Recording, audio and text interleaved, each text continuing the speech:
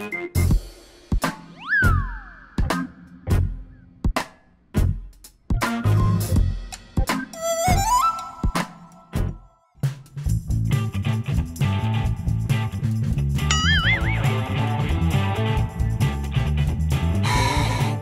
no!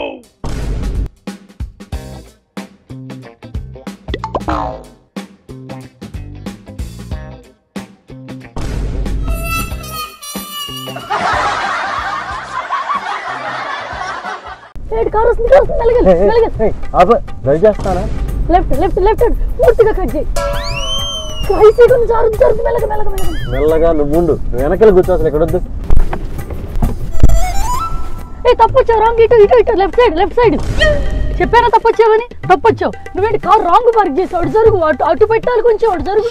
Car వస్తుంది వెనక, door దీ మాకు. కంగారు కాకిలాగా అరుపులేంటి? నువ్వు వచ్చి డ్రైవ్ చేయి, వెనకెళ్తా. అసలు ఏం మనుషులు చేయాలి? రోడ్డు మీద చూడు ఎట్లా నడుస్తున్నావా? జరగని కూడా జరగట్లా. ఇక్కడ మళ్ళీ స్పీడ్ బ్రేకర్. బా నువ్వు మెల్లగా నడుపు. చూడంత స్పీడ్గా వెళ్తున్నాడు. అసలు డ్రైవింగ్ రాదనుకుంటా. ఎక్కడున్నా అరవటమేనా? ముందర కూర్చుంటే అరిస్తే, వెనక్కి కూర్చుంటే అరిస్తే, ఇంటూ అరుస్తారు. ఆడవాళ్ళు ఎప్పుడు చూసినా అరుపులతోనే ఉంటారా? అరుపులతోనే పడతారా? ఇష్టం వచ్చినట్టు ఎవరికి నచ్చినట్టు వాళ్ళు డ్రైవ్ చేస్తున్నారు. ఏం నీ గోళ? ఇప్పుడు నీకు దీన్ని బట్టి ఏమర్థమైంది? కూరలో ఉప్పు కామన్ అయినట్టు మీ ఆడవాళ్ళకి అరుపులు కూడా కామన్ అని అర్థమైంది. అరే బన్ను, మీ డాడీ ఏడ్రా? ఇప్పుడు దాకా ఇక్కడే ఉన్నాడు, ఏమయ్యాడు? లేచిపోయాడు. ఈ వయసులో లేచిపోవాల్సిన పాడు ఆలోచన ఎలా వచ్చిందిరా? స్కూల్ పిల్లల ఫ్రెండ్స్ మదర్స్తో లేచిపోయి ఉంటాడా, నైబర్తో లేచిపోయి ఉంటాడా? ఇటీవీ ఫోన్లో ఏమేమి దాచిపెట్టాడు? క్లూస్ వదిలిపెట్టి ఉంటాడు.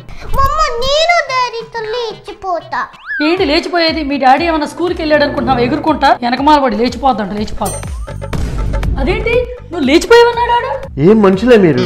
లేచిపోవడానికి లేచి వెళ్ళిపోవడానికి తేడా కూడా తెలియదు వాడికి. దీనికేమో మనిషి ఎక్కడికి వెళ్ళారో తెలియదు, అనవసరం. తోకలాగా అమ్మడం మాత్రం రావటమే తెలుసు.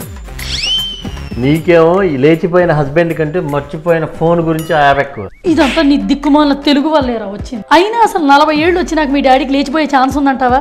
లేచిపోవటం అనే మాట అంటే ఎంత ఎగ్జైటింగ్ గా ఉందో, కానీ ఆ ఛాన్స్ మీరు నా దాకా రాణిస్తారు అసలు? అంటే ఛాన్స్ వస్తే లేచిపోదామని థాట్ ఉందంటావంటరా? జాను, ఓసారి కూర ఉప్పు చూడు, వాసన అయితే అదిరిపోతుంది. ఎట్లుందో చూద్దా? స్మెల్ అదిరిపోయింది కదా, బాగుంది కదా?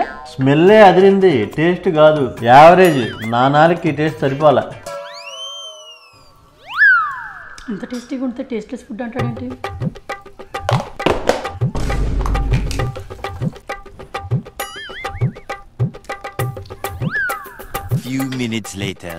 ఒక్క కూర టేస్ట్ తెప్పించడానికి ఇన్ని గంటల?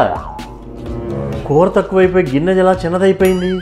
నువ్వేగా టేస్ట్ తెప్పి అన్నావు, అందుకని తెప్పించా. టేస్ట్ చూసి చూసి ఎక్కువ తెప్పించడం వల్ల కూర తగ్గిపోయింది. ఇప్పుడు ఖచ్చితంగా టేస్ట్ బాగుంటుంది. అమ్మా నిజంగానే అంత కూర తినేసావా?